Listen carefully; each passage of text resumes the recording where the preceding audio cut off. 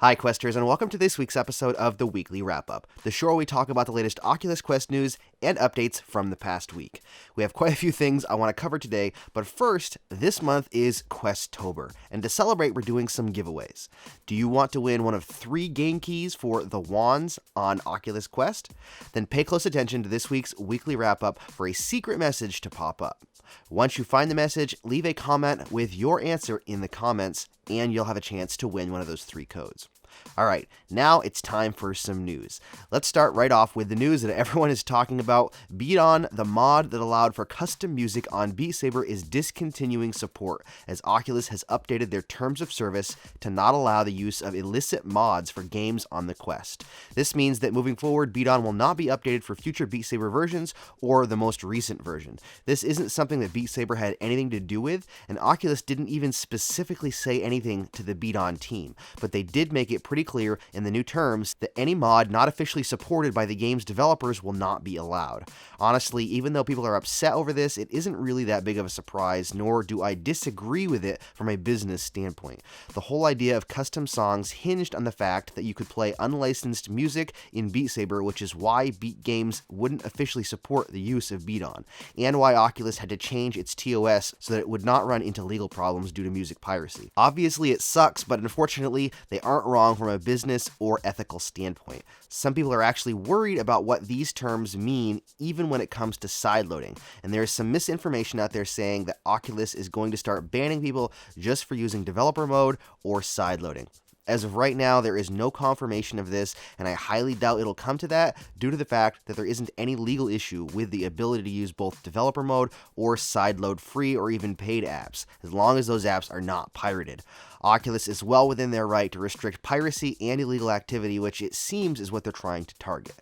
Now moving on from that topic, this week the brand new Quest 9.0 update started rolling out that includes Pass-Through Plus, the ability to use a lights out 3 degrees of freedom mode for when you want to lay in bed in the dark and watch a movie, as well as the ability to emulate over 50 Go games. For a list of the games, check out my video in the description. The cool thing about a lot of these Go games is that I've been hearing that they support 6 degrees of freedom inside of the emulator. The controls obviously won't change as those are still 3 degrees of freedom, but you can physically move around in many of the games like you were playing a Quest version. There are also a few other updates, and you can find those out by checking the release notes at the link in the description. We had an interesting new game announcement this week. The Walking Dead Saints and Sinners, a new VR game in the Walking Dead universe, cinematic trailer was released this week with the title The Walking Dead Saints and Sinners Oculus Quest, which got a ton of people in a frenzy online wondering how the game was going to be on the Quest, as it's a free roam open world game that looks amazing. The title on YouTube has since been changed to Oculus Rift instead of Quest, and I have reached out to the devs but haven't gotten confirmation yet.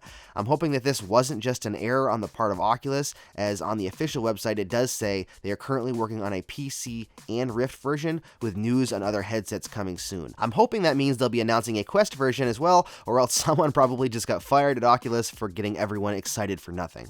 One last tidbit of information for you regarding a game I'm really looking forward to coming to the Quest: Snowdrift. I still don't know a lot about the game, but I can share a small piece of info with you. According to the dev, it's a rogue-style survival game that takes place in the Alaskan wilderness, where you're the lone survivor of a plane crash, and you have to survive until help arrives.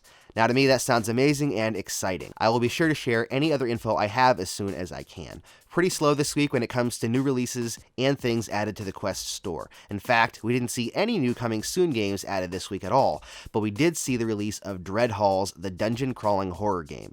A few people have commented on both my gameplay video and my review asking why I call it a horror game, as it isn't scary at all. And that may be true for some people, but I know a lot of people who are terrified by it. Have you tried it out? I'd love to know what you think and see if you find it scary, so please let me know in the comments that I'm not the only one in feeling this way, and if you want to watch me tremble in terror, then check out my gameplay video of Dread Halls and my review in the description. That's all the news and updates I have this week. For more Oculus Quest content, check out my other videos here and here. And as always, if you enjoyed the video, please give it a thumbs up and subscribe for more Oculus Quest content on BMF.